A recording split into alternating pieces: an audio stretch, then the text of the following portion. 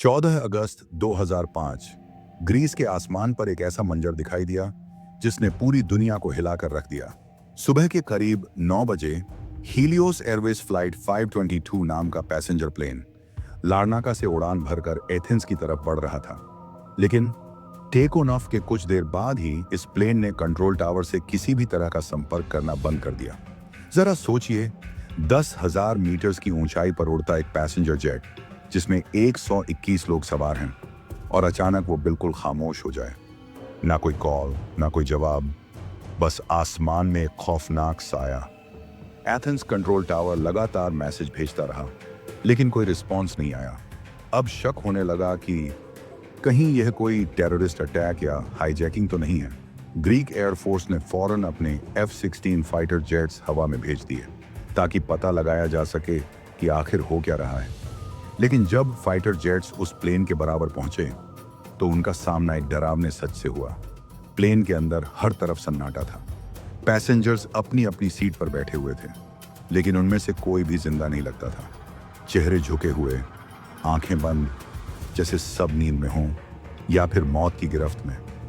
Cockpit में कोई pilot नहीं दिख रहा था, लेकिन अचानक एक शख्स वहां दिखाई दिया।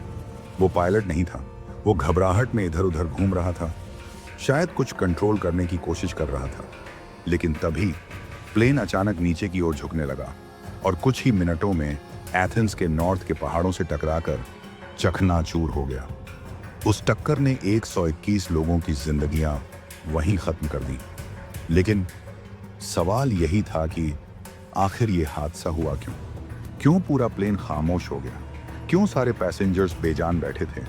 और वो रहस्यमयी शख्स कौन था जो आखिरी लम्हों में कॉकपिट में देखा गया? इन्वेस्टिगेशन और असली सच। क्रैश के बाद जांच शुरू हुई। ब्लैक बॉक्स और कॉकपिट वॉइस रिकॉर्डर से मिले सबूतों ने सबको चौंका दिया। असल में टेकोनॉफ से पहले ही प्लेन में एक बड़ी तकनीकी गलती हो चुकी थी। हीलियोस एयरवेज की ग्राउंड टीम ने प्लेन की प्रेशराइजेशन सिस्टम को चेक किया था, लेकिन उसे मैनुअल मोड से वापस ऑटो मोड पर करना भूल गए। यानी टेक ऑफ के बाद केबिन में ऑक्सीजन लेवल कंट्रोल नहीं हो पाया। जैसे जैसे प्लेन ऊपर चढ़ता गया, वैसे वैसे ऑक्सीजन कम होती गई।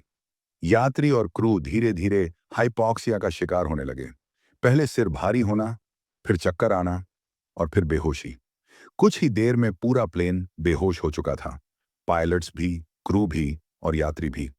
केवल कुछ मिनटों तक ऑक्सीजन मास्क मदद कर पाए, लेकिन उनके खत्म होते ही सब लोग बेसुध हो गए। मिस्ट्री मैन कौन था? अब सवाल उठता है, आखिर वो शख्स कौन था जो कॉकपिट में आखिरी लम्हों में नजर आया? रिकॉर्डिंग से पता चला कि वो एंड्रियास प्रोड्रोमो नाम का फ्लाइट अटेंडेंट था। जब बाकी सब बेहोश हो गए थे, तब किसी तरह उसने ऑक्सीजन मास्क की मदद से थोड़ी देर होश बनाए रखा।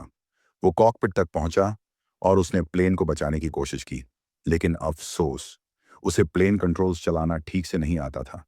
उसने कंट्रोल्स से खेलकर कई बार प्लेन को संभालने की कोशिश की, लेकिन फ्यूल खत्म होते ही इंजन बंद हो गया और प्लेन सीधा पहाड़ से टकरा गया। उसकी कोशिश आखिरी उम्मीद थी, लेकिन किस्मत ने उसका साथ नहीं दिया। इस हादसे के बाद ग्रीस और साइप्रस में शोक की लहर दौड़ गई। लोगों ने इसे गोस्ट प्लेन का नाम दिया, क्योंकि ये जहाज घंटों आसमान में ऐसे उड़ता रहा जैसे कोई अदृश्य ताकत उसे चला रही हो। बाद में हीलियोस एयरवेज को भारी आलोचना और कानूनी कार्यवाही का सामना करना पड़ा।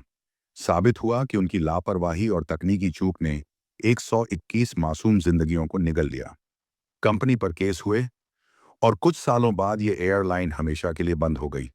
दोस्तों, इस हादसे ने दुनिया को एक बड़ी सीख दी।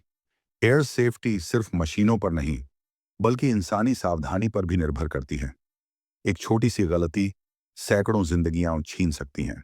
हीलियोस फ्लाइट 522 आज भी एविएशन हिस्ट्री की सबसे रहस्यमयी और डरावनी घटनाओं में गिनी जाती है। लोग अब भी इसे याद करके कहते हैं, गोस्ट प्लेन ऑफ ग्रीस। अगर आपको यह कहानी रोमांचक लगी तो वीडियो को लाइक करें, शेयर करें और हाँ, हिस्ट्री ऑफ वर्ल्ड को सब्सक्राइब जरूर करें, क्योंकि यहाँ हम आपके लिए लाते हैं ऐसी कहानियाँ जो दुनिया के इतिहास को नया नजरिया देती हैं।